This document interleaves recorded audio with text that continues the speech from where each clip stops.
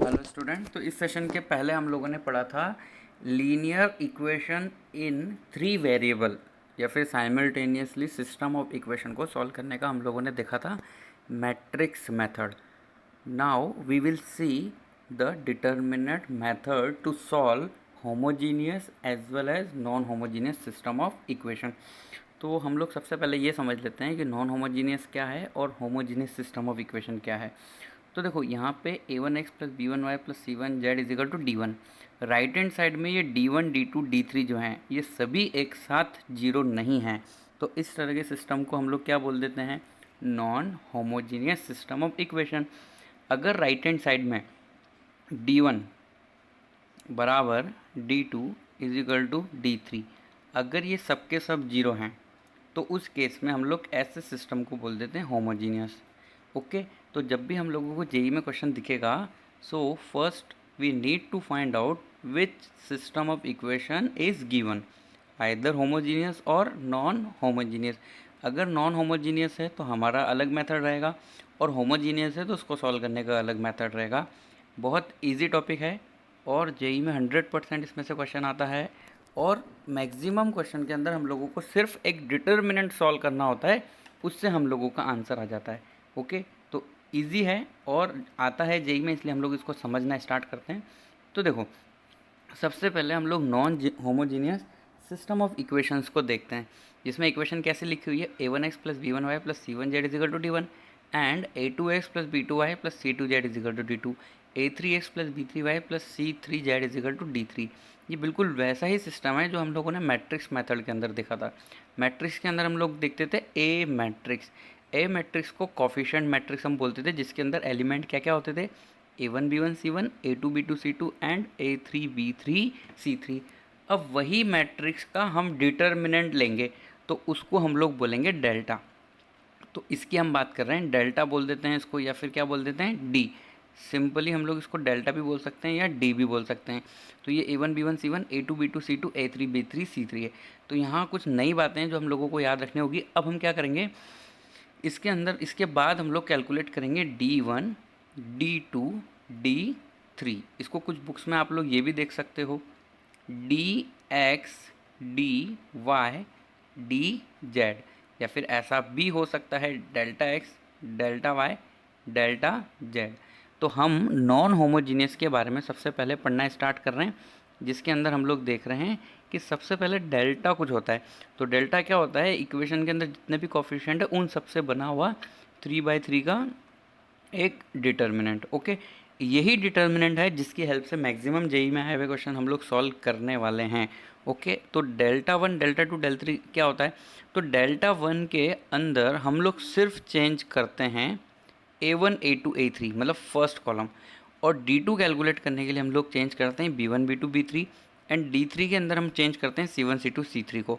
तो देखो d1 d2 d3 की वैल्यू भी अब हम लोग देख लेते हैं। तो देखो बिल्कुल d1 जो है एज इट इज़ है, बस d1 के अंदर बस है ना यही चेंज है फर्स्ट वाला कॉलम। इसी तरीके से सेकंड वाला कॉलम चेंज है d2 में और थर्ड वाला कॉलम चेंज है d3 के अंदर। बाकी पूरा का पूरा d हमें कॉपी करना है d1 के अंदर भी, d2 के अंदर भी एंड d3 के अंदर भी। तो ये तो बात हो गई d1 d2 d3, है ना। ये याद रखना है कि d1 d2 d3 क्या होता है। अब ये क्यों याद रखना है, क्योंकि अगर हमने d1 d2 d3 अगर चार डिटर्मिनेंट कैलकुलेट कर लिया है तो हम इन तीन इक्वेशन से x y z की वैल्यू निकाल सकते हैं।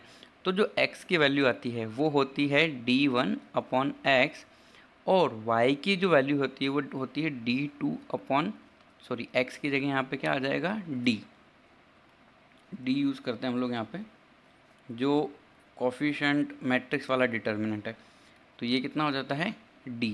इसी तरीके से y की वैल्यू आती है d2 upon D and z की जो वैल्यू रहेगी z इजिकल टू होगा d3 अपॉन डी। अब देखो सबके डिवाइड में d आ रहा है तो d क्या नहीं होना चाहिए, जीरो। अगर d जीरो नहीं होगा then only we can find the value of x y z uniquely. अब देखो ये बात हम कर रहे हैं कि d अगर जीरो नहीं है तो यूनिकली हम फाइंड कर सकते हैं। तो देखो जो बात हम लोगों ने लीनियर इक्वेशन इन टू वेरिएबल के अंदर करी थी, तीन तरह के सॉल्यूशन होते हैं। एक यूनिक सॉल्यूशन मतलब वन सॉल्यूशन, एक्स वाई की one value one ordered pair, यहाँ 3 है एक्स वाई जेड, तो एक्स वाई जेड का सिर्फ एक ऑर्डर्ड पेयर इसको सेटिस्फाई करेगा, मतलब यूनिक सॉल्यूशन। अगर मान लो ज़्यादा वैल्यू सेटिस्फाई कर रही है एक्स की वाई जेड की, तो हम उस केस में क्या बोलेंगे, इनफाइनाइट सॉल्यूशन। या कोई भी इक्वेशन इसको सेटिस्फाई नहीं कर रही है, हो सकता है ये पैरेलल प्लेन्स हो जो इंटरसेक्ट नहीं कर रहे हो, तो उसका कुछ सॉल्यूशन नहीं आएगा। तो इनका सॉल्यूशन हो सकता है यूनिक, इनफाइनाइट और नो सॉल्यूशन। तो अब हम उसको समझते हैं कि कैसे हम लोग फाइंड करें कि सॉल्यूशन किस तरह का है। तो वो सब फाइंड करने के लिए हम लोग क्या देखेंगे, जैसे मान लो हम लोगों के पास नॉन होमोजीनियस है, non homogeneous system of equation. तो इसके अंदर हम क्या फाइंड करते हैं, सबसे पहले डी, या फिर इसको क्या बोल दो आप, डेल्टा बोल दो, फाइंड डी। ओके, तो एक ही बोलते हैं हम लोग, डी यूज़ कर लेते हैं, यहाँ पे डेल्टा को हटा लेते हैं। तो सपोज़ करो हम लोगों ने डी फाइंड किया। अब डी है जो जीरो भी आ सकता है और नॉन जीरो भी आ सकता है। तो सपोज़ करो मैंने डी फाइंड किया, और डी फाइंड करने से उसकी जो वैल्यू है वो आई जीरो। डी की वैल्यू कितनी आई, D non equal to zero ले लेते हैं एक बार हम। अगर डी नॉन जीरो है तो हमें कितने सॉल्यूशन मिलेंगे, यूनिक सॉल्यूशन, एक सॉल्यूशन मिलेगा, unique solution. And it is given by X is equal to वही डी वन अपॉन डी। इसी तरीके से y इज इक्वल टू हम लिख सकते हैं D two upon D, and z is equal to what, D three upon D. मतलब ये जो सिस्टम ऑफ इक्वेशन है इसको हम लोग बोलेंगे कंसिस्टेंट। तो ये हो गया यूनिक सॉल्यूशन। अगर non homogeneous system of equation के अंदर डी की वैल्यू जीरो के बराबर नहीं है, तो तीनों इक्वेशन मिलके यूनिक सॉल्यूशन देंगे। यूनिक सॉल्यूशन मतलब देंगे जैसे x की वैल्यू आ गई 1, y की वैल्यू आ गई 2, z की वैल्यू आ गई 3। तो ये 1 2 3 जो मैं ट्रिपलेट बोल रहा हूँ, सिर्फ यही वैल्यू तीनों इक्वेशन को एक साथ सेटिस्फाई करेगी। Other than this no other value of X Y Z will satisfy the equation. Okay, अब दूसरा केस क्या है कि भाई एक बार तो हम लोगों ने क्या ले लिया, डी जीरो ले लिया, मतलब डी क्या ले लिया हम लोगों ने, नॉट इक्वल टू जीरो। तो D not equal to zero में जो ये सॉल्यूशन मिल रहा है हमें, ये कौन हमें बताता है, क्रैमर रूल। यही क्रैमर रूल है कि एक्स वाई जेड फाइंड करना लीनियर इक्वेशन इन 3 वेरिएबल के अंदर। अब हमारे पास जो अगला केस हो जाता है वो क्या हो जाता है, डी बराबर जीरो। तो यहाँ पे हम लोगों के पास दो केस वापस से निकल के आते हैं, जिसके अंदर पहला वाला जो केस है, वो पहला वाला केस हम ये बोल सकते हैं डी जीरो होने के साथ साथ डी वन भी जीरो है, डी टू भी जीरो है और डी थ्री भी जीरो है। अगर ये सब के सब बराबर हैं और जीरो के इक्वल हैं, तो हम उस केस में बोलेंगे इनफाइनाइट सॉल्यूशन। क्या बोलेंगे, infinite solution.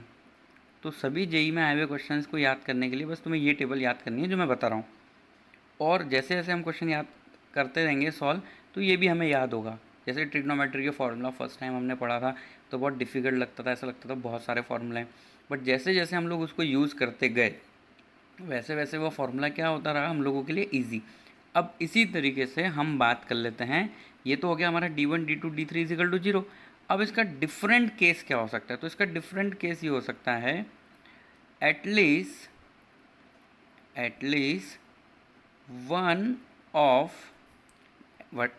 Of D one D two D three, at least one of D one D two D three is non zero. मतलब सभी जीरो का उल्टा केस, या तो तीनों में से कोई एक नॉन जीरो है, या फिर दो नॉन जीरो है, या फिर तीनों ही नॉन जीरो है। मतलब डी वन बराबर भी नॉन जीरो है, डी टू भी नॉन जीरो है, डी थ्री भी नॉन जीरो है। अगर ऐसा है मतलब डी तो हम किस में चल रहे हैं, जीरो में चल रहे हैं। डी की वैल्यू तो कितना बता रहे हैं हम लोग, जीरो। डी जीरो होने के बाद अगर D one D two D three तीनों में से कोई एक या कोई दो या तीनों अगर नॉन जीरो हैं, तो हम लोग बोलेंगे इस केस में हमें कोई सॉल्यूशन नहीं मिलेगा। तो हम क्या बोलेंगे, नो सॉल्यूशन, कोई हमें सॉल्यूशन नहीं मिलेगा। इसका मतलब तीनों इक्वेशन से हम लोगों को एक्स वाई जेड की ऐसी कोई वैल्यू मिलेगी ही नहीं जो सेटिस्फाई करेगी।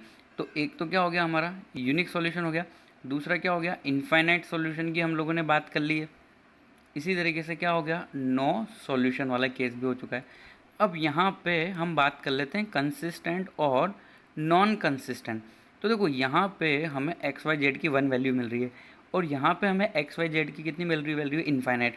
मतलब एक्स वाई जेड की बहुत सारी वैल्यू सेटिस्फाई कर रही है या फिर एक सेटिस्फाई कर रही है।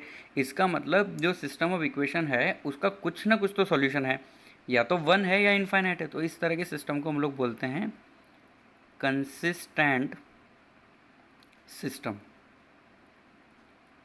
और अगर कुछ भी सॉल्यूशन नहीं आ रहा है तो हम उसको क्या बोलते हैं, इनकंसिस्टेंट।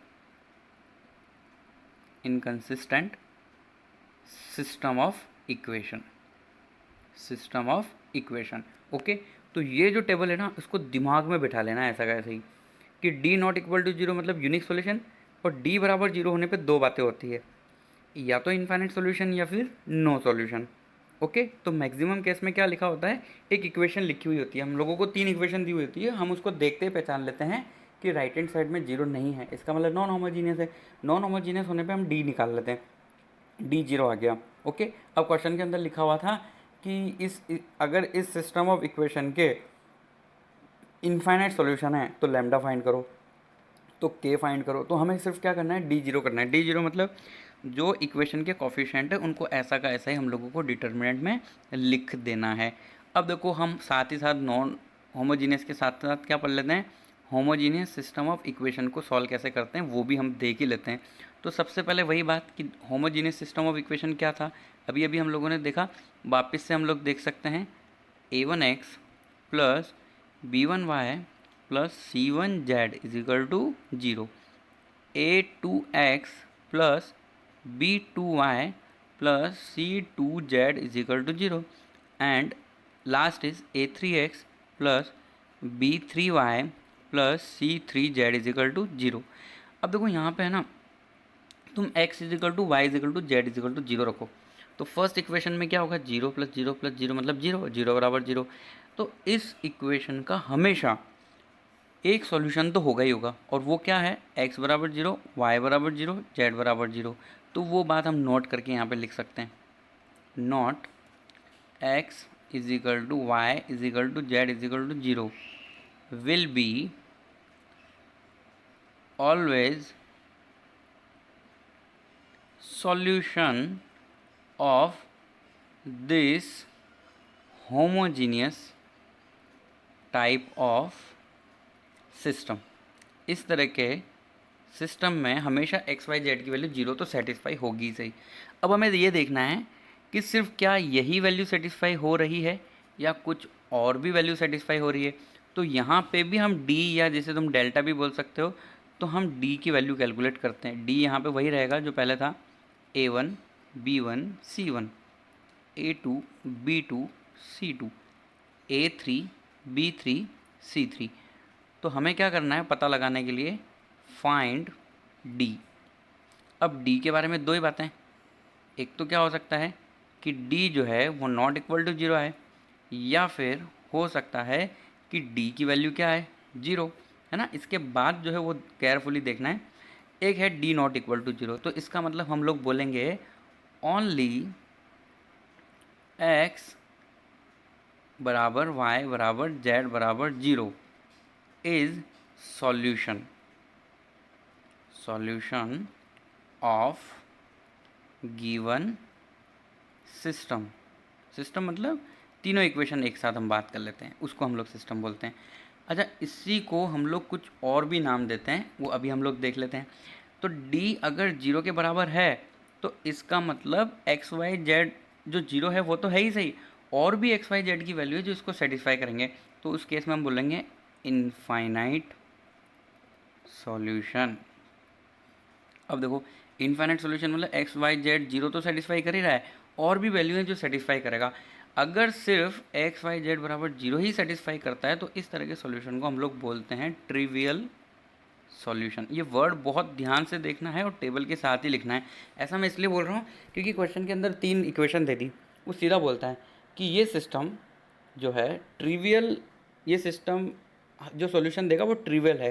तो बताओ डेल्टा की वैल्यू मतलब लैम्डा की वैल्यू क्या नहीं हो सकती, तो हम डी को क्या करेंगे, नॉट इक्वल टू जीरो। तो ये ट्रिवियल सॉल्यूशन भी बोलते हैं इसको, या फिर हम इसको ऐसा भी बोलते हैं जीरो सॉल्यूशन। जीरो सॉल्यूशन क्यों, नंबर ऑफ सॉल्यूशन जीरो नहीं, सिर्फ एक्स वाई जेड की जो वैल्यू है जीरो वाली ही सेटिस्फाई कर रही है, या फिर इसको ये भी बोल लेते हैं यूनिक सॉल्यूशन, जो हमें दिख रहा है। यूनिक सॉल्यूशन मतलब एक्स वाई जेड बराबर जीरो ओनली। अच्छा, इन्फाइनाइट सॉल्यूशन को और क्या बोलते हैं? ट्रिवियल का उल्टा कर देते हैं, नॉन ट्रिवियल सॉल्यूशन। मतलब एक्स वाई जेड की वैल्यू जीरो जीरो जीरो के अलावा जैसे 1 2 3 4 5 7 कुछ और भी एक्स वाई जेड की वैल्यू इक्वेशन को सेटिस्फाई कर रही है, तो उस केस में हम लोग बोलते हैं नॉन ट्रिवियल सॉल्यूशन, या फिर इसको ये भी बोला जाता है non zero solution. I think clear होगा पॉइंट, ये है। तो एक तो ये वाला पेज हम लोगों को बहुत अच्छे तरीके से याद रखना है, ऐसा का ऐसा ही, और क्वेश्चन के साथ धीरे धीरे ये याद भी होता जाएगा। और एक ये वाला पेज भी बहुत ज़्यादा इंपॉर्टेंट है। ओके, तो इनसे रिलेटेड क्वेश्चन सॉल्व करते हैं हम लोग जो जेई में पूछे हुए हैं। तो देखो यहाँ पे क्या लिखा हुआ है, the system of linear equation. तो इसको सबसे पहले लिख लिया जाए, x plus 2ay plus a z is equal to zero. तो ऐसा लग रहा है ये होमोजीनियस है। X plus 3by plus b z बराबर जीरो। इसी तरीके से हम और इक्वेशन क्या क्या लिख सकते हैं, x plus 4cy plus c z is equal to zero. तो क्लियरली इसको हम देख के ही बता सकते हैं कि ये किस तरह का सिस्टम है। ये है होमोजीनियस सिस्टम ऑफ इक्वेशन है। ये किस तरह का सिस्टम है? होमोजीनियस सिस्टम ऑफ इक्वेशन है ये। ओके, तो यहाँ पे ये ऐसा बोल रहा है कि non this system has non zero solution, then a b c किस में होंगे? तो देखो नॉन जीरो बोल रहा है, ये होमोजीनियस के लिए पेज पे आ गए हम दोबारा। तो देखो नॉन जीरो यहाँ पे कहीं ना कहीं तुम लोगों को दिख रहा होगा, जो राइट हैंड साइड में जो हम लोगों ने केस बनाया हुआ है उसके अंदर है। देखो ये नॉन जीरो वाली बात कहाँ लिखी हुई है, delta is equal to zero पे, या D is equal to zero पे। तो डी हम यहाँ पे जीरो कर देते हैं, तो ऑटोमेटिकली ये जो है इसका क्या होगा, हो जाएगा नॉन जीरो सॉल्यूशन। के लिए हम लोगों को करना है सिर्फ डी की वैल्यू जीरो, और डी पता है हम लोगों को डिटर्मिनेंट, डिटर्मिनेंट के अंदर एक्स का कोफिशिएंट 1 2a a, इसी तरीके से क्या क्या होगा, और 1 3b and b, 1 4c and c बराबर जीरो। अब कैसे भी करके हम लोग इस डिटर्मिनेंट को सॉल्व करेंगे तो ऑटोमेटिकली ए बी सी में रिलेशन आ जाएगा, और उस रिलेशन के आधार पर हम लोग बता सकेंगे कि ए बी सी किस में है। तो ये डेल्टा हमने जीरो किया है, इसके बाद वाली स्टेप ये है। अब देखो यहाँ से स्टार्ट हो जाता है डिटर्मिनेंट, तो हम लोग R2 और R3 के अंदर जीरो बना सकते हैं। तो कैसे कैसे हम लोग बनाएं, तो R2 के अंदर मैं ऑपरेशन अप्लाई कर देता हूँ R2 माइनस R1। इसी तरीके से हम लोग R3 में भी जीरो बना सकते हैं। क्या कर सकते हैं हम लोग, R3 माइनस R1। तो अगर हम ऐसा करेंगे तो जो पहला वाला जो कॉलम है उसमें दो जीरो हम लोगों को बनते हुए दिखेंगे। तो देखो क्या हो जाएगा, ये डिटर्मिनेंट के अंदर पहली वाला जो रो है उसके अंदर कोई चेंज नहीं है, 1 2a एंड a। अब देखो R2 माइनस R1, 1 माइनस 1 कितना हो जाएगा, zero. 3b minus 2a, 3b minus 2a। इसी तरीके से क्या हो जाएगा, b minus a, b minus a. अब R3 माइनस R1 भी कर लेते हैं, तो zero. 4c minus 2a, 4c minus 2a and c minus a, c minus a. तो ऑब्वियसली इसके बाद हम क्या करेंगे, इसको एक्सपांड कर लेंगे पहले वाले कॉलम से। तो पहले वाले कॉलम से अगर हम इसको एक्सपांड करेंगे तो 1 इंटू ये वाली रो और ये वाला जो कॉलम है वो हाइड हो जाएगा। तो होगा क्या, 3b माइनस 2a मल्टीप्लाई में क्या हो जाएगा, ये c माइनस ए माइनस b माइनस ए इंटू 4c माइनस 2a बराबर जीरो। अब देखो ये जो भी इक्वेशन आई है उसको हम लोगों को क्या कर लेना चाहिए, सॉल्व कर लेना चाहिए। तो इसको हम सॉल्व करते हैं, तो सॉल्व करने के लिए मल्टीप्लिकेशन कर लेते हैं। चलो तो मल्टीप्लिकेशन करेंगे तो क्या क्या पॉसिबिलिटी, कुछ कॉमन आ रहा हो तो बहुत अच्छी बात है। जैसे यहाँ c माइनस ए है, यहाँ 4c माइनस 2 है, तो अगर मैं 2 कॉमन भी ले लूँगा तो यह क्या होएगा, 2c माइनस ए। तो ऐसा तो हो नहीं पाएगा, तो ओके इसको मल्टीप्लाई कर लेते हैं हम लोग। तो ये क्या हो जाएगा, 3b को अंदर मल्टीप्लाई करेंगे हम तो 3bc माइनस 3ab। क्लियर। अब क्या हो जाएगा, ये सही लिखा है ना हम लोगों ने, 3BC minus 3AB minus 2AC plus, ये प्लस हो जाएगा क्योंकि minus minus plus, 2A²। Okay, अब हम लोग और मल्टीप्लाई कर लेते हैं, यहाँ पे बीच में माइनस है तो b को 4c से मल्टीप्लाई करेंगे तो कितना आएगा 4BC। क्लियर। इसी तरीके से b को -2a के साथ मल्टीप्लाई करेंगे तो कितना आएगा -2AB। क्लियर। -a को 4c से मल्टीप्लाई करेंगे तो आ जाएगा -4AC। इसी तरीके से हो जाएगा माइनस माइनस प्लस करके a इंटू 2a, तो ये कितना हो जाएगा 2a² बराबर 0। क्लियर। अब देखो जो सॉल्व हो पा रहा है वो कर लेते हैं। जैसे ये 3BC है और यहाँ पे कितना है -4BC, तो क्लियरली -BC एक बचेगा। अच्छा AB कितना है -3AB, और ये माइनस अंदर चला जाएगा तो ये क्या हो जाएगा +2AB, तो हो जाएगा -AB। क्लियर। -2AC है यहाँ पे और यहाँ पे +4AC, तो ये क्या हो जाएगा +2AC, और 2a² से 2a² कट जाएगा, बराबर कितना आएगा 0। तो हम इसको लिख सकते हैं 2AC बराबर AB प्लस BC। अब हम इसको ABC से डिवाइड कर देते हैं पूरी इक्वेशन को, तो क्या हो जाएगा 2/B is equal to 1/C plus 1/A। Obviously अगर इस तरह का रिजल्ट आता है तो हम लोग बोल सकते हैं, यहाँ से डायरेक्ट भी हम बोल सकते हैं कि ABC इन क्या होगा HP। और अगर मान लो ऐसा समझने में दिक्कत है तो ये कर लो कि हमें पता है कि 2 into middle number is equal to first plus third होता है, तो हम ऐसा लिख सकते हैं 1/A 1/B 1/C इन AP। और AP का ही जो इन्वर्स होता है वो क्या होता है HP होता है। So we can write ABC in HP। Clear. तो ये थोड़ा तो हम फास्ट भी सॉल्व कर सकते थे। तो इसके अंदर देखो होमोजीनियस और नॉन होमोजीनियस और सिस्टम से तो कोई ज़्यादा डील है ही नहीं, बस हमें डिटर्मिनेंट सॉल्व करके कैसे भी करके आंसर लाना था। तो HP आंसर कौन से ऑप्शन के अंदर है, C ऑप्शन के अंदर। चलो एक और क्वेश्चन ट्राई कर लेते हैं। तो इक्वेशन सबसे पहले हम लोगों को लिखना जरूरी है। देखो क्या क्या है, x plus AY plus 0z, z नहीं है 0z लिख सकते हैं, बराबर 0। इसी तरीके से नेक्स्ट इक्वेशन क्या है, AZ प्लस y, मतलब x का कोफिशिएंट नहीं है, मतलब हम लिख सकते हैं 0x लिख सकते हैं, प्लस क्या लिखा हुआ है y प्लस नेक्स्ट ये वाली इक्वेशन हम लोग लिख रहे हैं AZ बराबर 0। और लास्ट इक्वेशन है AX plus 0 into y plus क्या लिखा हुआ है 0 इंटू वाई के बाद z, प्लस z का कोफिशिएंट कितना है 1। ओ सॉरी, राइट हैंड साइड में 0 है, तो देखो सबके राइट हैंड साइड में 0 है, इसका मतलब ये कौन सा टाइप का हो गया, होमोजीनियस। अब आगे पढ़ लो क्या लिखा हुआ है, इनफाइनाइट सॉल्यूशन है। तो देखो इससे पहले वाले क्वेश्चन के अंदर क्या लिखा हुआ था, नॉन जीरो, अब क्या लिखा हुआ है इनफाइनाइट। अब हम चलते हैं उस टेबल पे जो हमने पढ़ी थी। ये देखो इनफाइनाइट सॉल्यूशन लिखा हो या फिर नॉन जीरो सॉल्यूशन लिखा हो, करना क्या है हमें, बस D0 करना है। तो आई थिंक तुम लोगों को ये पॉइंट समझ में आ रहा होगा कि सिर्फ डिटर्मिनेंट सॉल्व करके हम लोग काम कर सकते हैं। तो अगर इनफाइनाइट सॉल्यूशन है तो ऐसा कब होगा, जब D की वैल्यू क्या होगी 0। अब D लिख लेते हैं हम लोग, तो D कितना हो जाएगा भाई 1A 0। इसी तरीके से 0 1A, नेक्स्ट हो जाएगा A 0 1, बराबर में हम क्या लिख सकते हैं भाई 0।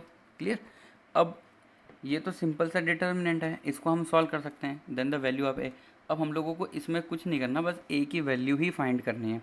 तो इसको एक्सपांड कर लिया जाए, तो एक्सपांड कहाँ से करें, जहाँ नंबर ऑफ़ जीरो ज़्यादा है, तो नंबर ऑफ़ जीरो तो एक ही मिलेगा हम लोगों को, कहीं से भी सॉल्व कर लो।